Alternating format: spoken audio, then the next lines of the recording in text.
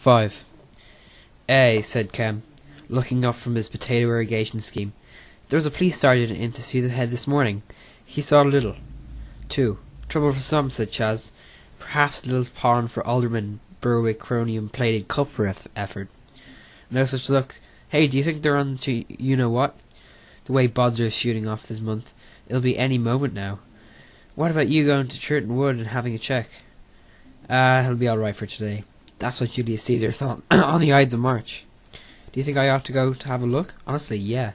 Hey, Carrot Juice, can we borrow your bike this lunchtime? He addressed a high-pitched scream to a very small first-year with ginger hair across a dismal landscape of spilled water with melting discarded peas.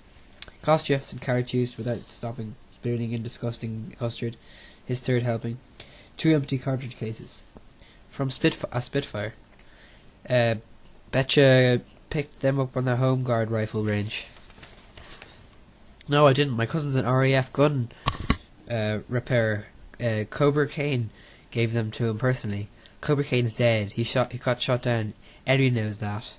He gave them to my cousin the day he died. Tripe. But I'll take them anyway, even if they are Home Guard. Right.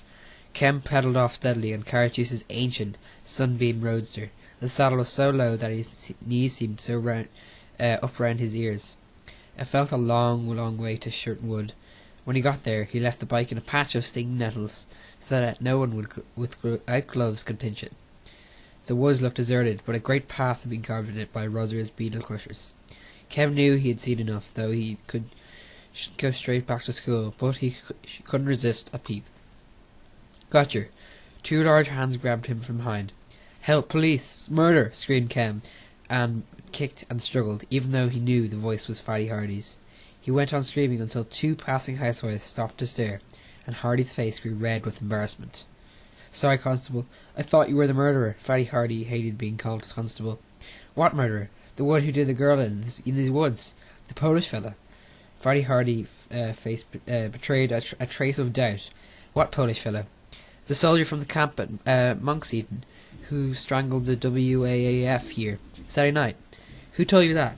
Woman in the chip shop. That's why I came here, to look for clues. He turned her in with her own silk stocking, didn't he? She was all blue in the face with her tongue sticking out. Rubbish. Someone's been having you on. What? No murder? No, and push off before I run you in. Yes, sir, said Kem respectively, and turned to the nettle bed to retrieve his bike. As he rode off, the look of triumph faded from Fatty Hardy's face. He had forgotten to ask the one question he'd been specifically told to ask. Hey lad, come back. What's your name? Where do you live? I have to have your name. But Kem seemed to have turned stone deaf. Perhaps it was the effort of pedalling so hard. Kem dropped into a neighbouring desk, puffing. They found it. Thought so. Watch it. Here's Little. Stan Little swept in with his usual gusto, gown flowing, and a short pullover displaying the bottoms of his braces. This suited Stan well, as he liked hooking his thumbs into his braces while he talked. He usually had something interesting to say, and today was no exception. Found this morning, he announced, holding up the telephone of an incendiary bomb. The class craned and muttered. That's an out, sir. Bodger's Brown's got 15 and Miguel's got 10. Not like this one. See, it's painted black instead of green, and has a yellow stripe. It's a new type that Jerry's have started to use. Twice as powerful. That caught their attention, and he held it for an next half hour. Before he talked again inside Jen on weapons, he held up Home Guard training posters, diagrams of grenades and rifles. Then the talk turned to machine guns, and alarm bells began ringing in Chaz's head. You cunning sod, Little, he thought, and waited, unscrewing the top of his ink bottle. That was one big poster lying still rolled up on the desk, and Chaz knew what it was. A diagram of the machine gun. Stan would hold it up and throw his quick glance round the class, looking for the guilty face. Kem's face. There was no time to warn him. As Stan held up the roller poster with a flourish, Chaz knocked over his bottle of ink. Oh hell, it wasn't all about over Kem's trousers. Everyone turned to look, including Kem. Stan's moment of truth was completely ruined. Chaz mopped wildly with a hanky at Kem's trousers. There's a picture of our gun he's got. Wash your face. For heaven's sake, Miguel. You will pay attention. And you, Jones, this is a picture of a German aircraft machine gun. the MG-15 caliber 7.62 mm, firing 1,000 rounds a minute, effective range 1 mile. The class looked at him. But now they looked, not exactly all listened, but at least all equally disorganized. Stan knew he was beaten. Right, boys, open your English exercise books. I want an essay on war souvenirs. Silence fell, but for stretch pens, Chaz knew how he would gain 1 hour, and no more, and that hour would be his last chance to save the gun. He stuck his tongue out of the corner of his mouth and wrote, I used to have the best collection of war souvenirs in this town. I have 11 incendiary bombs, fins, 26 spent bullets, 18 pieces of shrapnel, including 1 piece a foot long, and 50 empty cartridge cases, including 10 clips that my dad's friend was who in the armed travellers got me. But now my collection is second best, because Boxer Brown in 3B has beaten me. He has a 3.7-inch nose cone, and pongy German flyers helmets, and lots of German money with Hitler's face on it, and a picture of a German girl in pigtails called Mary Leibling. I wish I knew how he got these things. Because he's beaten me hollow, and if he can't beat him soon, I shall have to give up and start collecting cigarette cards instead. The bell went for the end of the lesson. Close your books and pass them up, said Mr. Little. There was a storm of protest. But sir, we haven't finished. Can't we finish it for homework? No, pass them up. You could tell Mr. Little couldn't wait to get his hands on those books. Chaz grinned to himself. He owed Brother Brown that one. By 4 o'clock, Buzzer was outside the head's door, sweating. By 5, he had been given 6 of the best. By 5:30, the police were at his mother's door with a search warrant. But long before 5:30, 2 dogged figures were trundling a guy on a buggy through the foggy night, shouting, "Penny for the guy!" "Hey, you're making a fortune," said Ken. "But where are we going?" "Quick, down Buggy Lane." They angled the buggy into the narrow entry and vanished from adult Ken. "But where can we hide it?" asked Ken. "Bunty's yard." Bunty was a builder, but Bunty was now in the army, concreting pillboxes and stringing wire on the South Downs for the duration. Bunty's old dad came up some day to take care of the yard, but all he ever did was sit in the cabin and get the stove going and brew tea.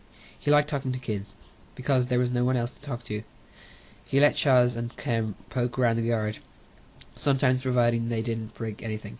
Bunty's yard was a 10-foot brick wall, with jagged glass set in concrete on top. On 3 sides the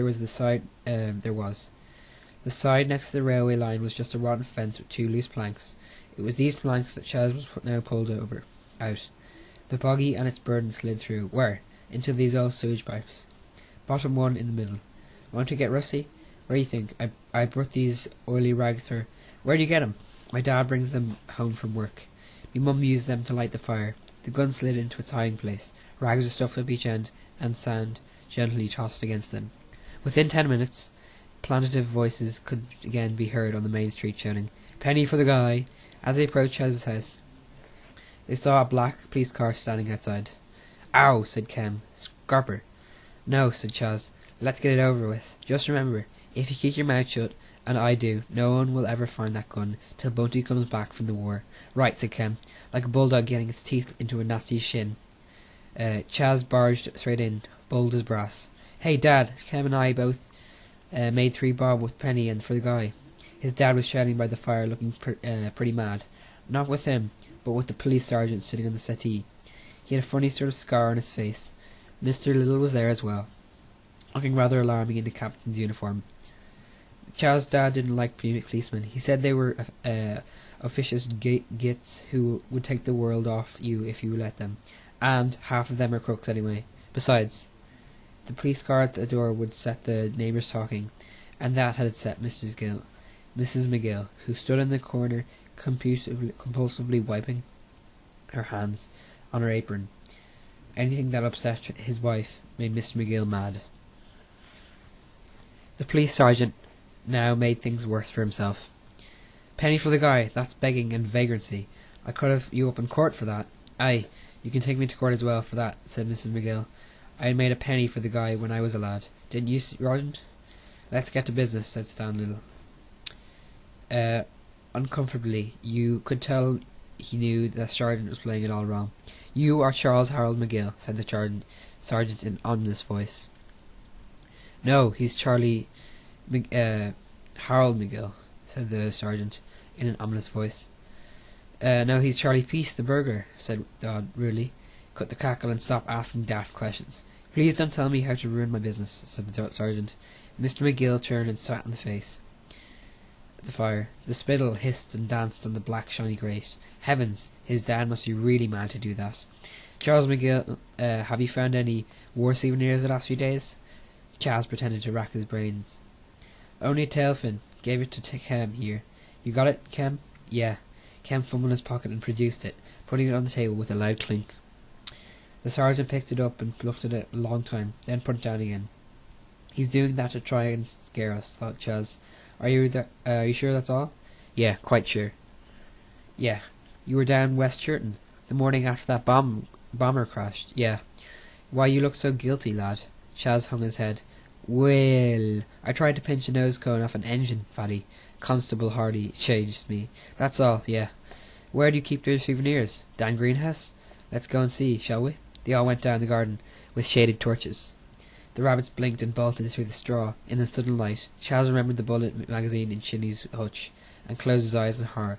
He was glad it was dark. Let's see them. They all came tumbling out of their roll of sacking. Said the sergeant. I don't think these better come along with us. It was a silly thing to say. Chaz suddenly let himself go. But they're mine. I've been collecting them a year. All the kids have got them. The nation needs scrap metal. The sergeant went all pompous. But the second best collection in Garmouth? Let the bairn keep them, Sergeant, said Mr. McGill, a real edge coming into his voice. Chaz could tell Mr. Little was returning against the sergeant too. But the sergeant blundered on. His crippled foot was giving him hell. All such things are the property of the Crown. Triple, said Chaz's dad. I think you'd better get this young man to bed, sir. He's getting quite hysterical. Just like a Bobby. Pinch all the kid's treasures and just blame him for crying. Take him away, please. I'm afraid we're going to have to search your house and the whole garden if need be. Take the bairn to bed, Maggie, said his father. I'm staying here. You can't trust Bobbies.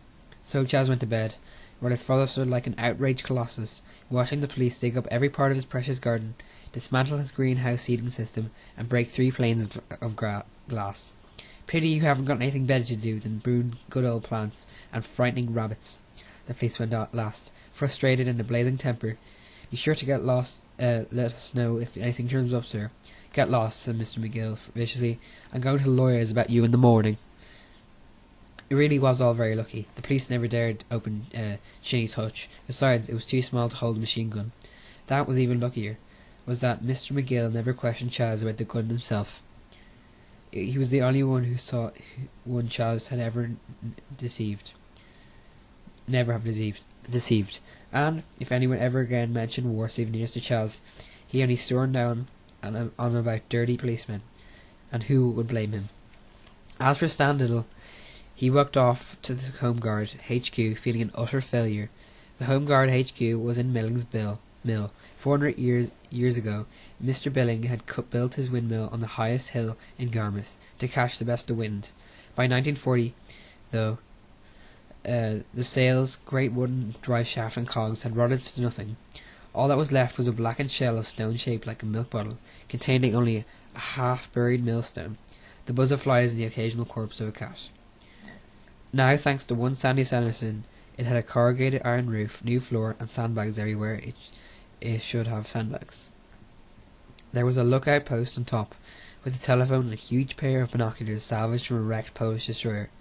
Whenever Stan Little felt miserable or a failure, he went for a talk to Sandy. Sandy was more solid even than Billings Mill. He appeared in the drill hall the day Appeal went out for Home Guard volunteers.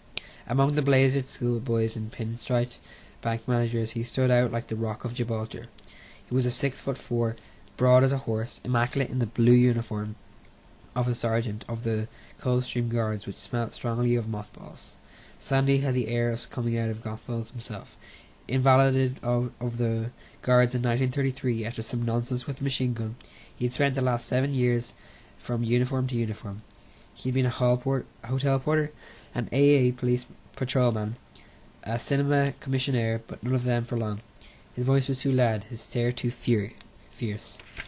His division of the world into gentlemen officers and barrackman room scrimshankers too simple. In Civvy Street, all too often, it was the scrimshankers who had the money and power.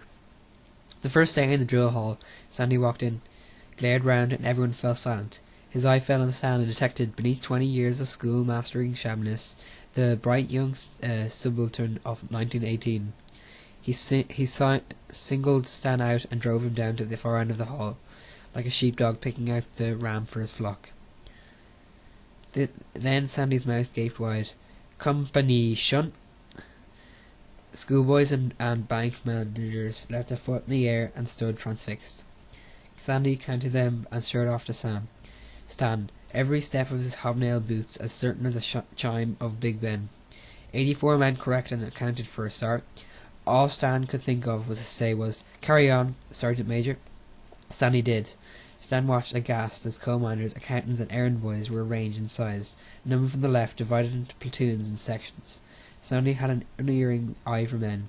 The local doctor was extracted, appointed M.O., and dispatched to join Stan in the invisible officers' mess. First World War corporals were sniffed out, told to get haircuts and pull their socks up, and promoted sergeant.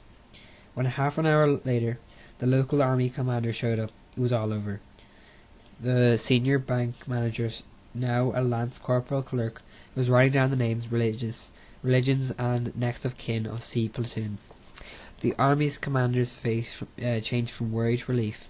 "See, you've got the things under control, Erms." "Yes," said Stan. "I envy your Sergeant Major. Wish I had him." "Can't beat the guards." No," said Stan. "Well, I'll leave you to it, Churl." As so, the Garmouth Home Guard was born. Since then, all Stan had done was to make 2 promotions, at Sandy's suggestion, and Sandy had won a lot of stuff. Winning was Sandy's word. Things the Home Guard needed simply appeared. Sandbags, telephones, binoculars, mugs, white china, wood, and an army van to carry them in. Stan never dared ask where anything came from. When Billings Mill was refooted, Sandy moved in. Stan never saw where he slept, but he was always there and always busy. Weighing rifles or whitewashing everywhere with layer upon layer of whitewash. In the middle of the 1940s gloom and despondency, Sandy was simply and profoundly happy. If Hitler came, he would die, as he had lived, in uniform. He listened now while Stan poured out his troubles. Then he thought for a long time. Cheer up, sir. Your plan of attack was first rate. Quite obvious that copper timed his offensive. Don't read the enemy's mind correctly, sir. Kids is cunning little beggars, just like new recruits. Can't turn your back a minute with them. But we'll outmaneuver them yet, sir. And if you got the gun, I just know the place where we could best use it. But it's not ours, Sergeant Major. We could win it, sir. We could win it.